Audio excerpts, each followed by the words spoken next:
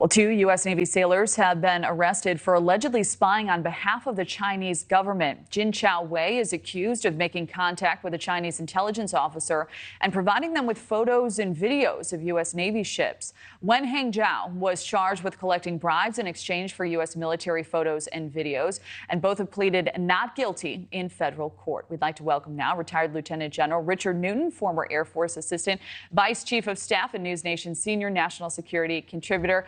Always great to see you. Good to be with you again, Kelly. And you know, this is a difficult story. General, how does something like this happen? And what's the threat to the U.S. right now? What is the thought? Did they get highly sensitive and potentially dangerous information from these two? That's what we understand, certainly through the indictments that have been laid out in Southern California. It is troubling. Unfortunately, it's not anything particularly new on my watch. There were a number of these type of espionage or counter-espionage attempts by Russia and now China. China is probably the leading threat we have. In this case, these two young sailors, but it's not just sailors, it's soldiers, sailors, Marines, and airmen.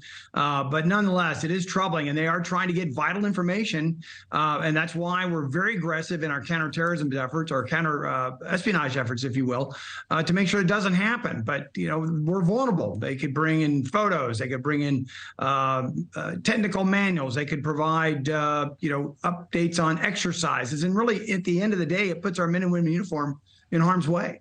Absolutely. And speaking of Chinese interference, we are seeing Chinese warships step up their presence in Africa amid a coup in Niger. What is their interest in this area? Well, you referred to the recent visits of a couple Chinese warships on the western part of Africa, specifically in around near Nigeria. Nigeria is very oil-rich in that area of the world. Also provides China with one of the top suppliers of its own oil.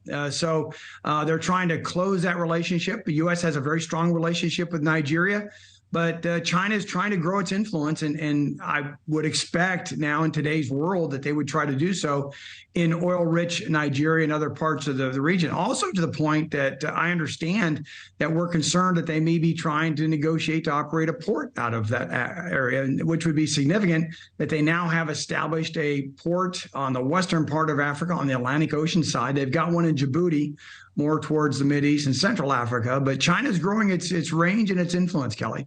Absolutely. And is that a big reason why the U.S. and European governments are so concerned about this coup?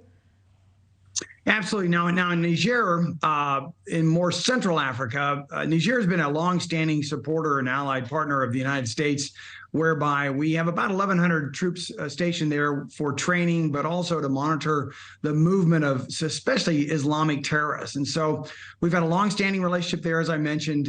Certainly, we've provided up to $500 million in terms of military and other aid for just that counterterrorism mission. But also, Niger is an example of a young but a democracy that was trying to take root until this week, when obviously there appears to be some type of a military coup over their president. So it's troubling on both fronts. We have, again, a counterterrorism mission there, then also democracy. The third point, however, I would raise is whoever the new leaders of Niger happen to be, and there are U.S. national security interests there in Niger, do they align themselves with Russia, maybe through a proxy such as the Wagner Group, or do they try to stay aligned with the United States? We don't know. But nonetheless, we've evacuated our embassy for non-essential personnel, essentially, and we've ordered the withdrawal of non-essential personnel and also families and other Americans associated with the embassy there. Yep, and a lot of questions remain. All right, Lieutenant General Richard Newton, thank you as always for your insight. You bet. Good afternoon, Kelly. Thank you for watching. Go to newsnationnow.com to find NewsNation on your television provider. And don't forget to click the red subscribe button below to get more of NewsNation's fact-driven, unbiased coverage.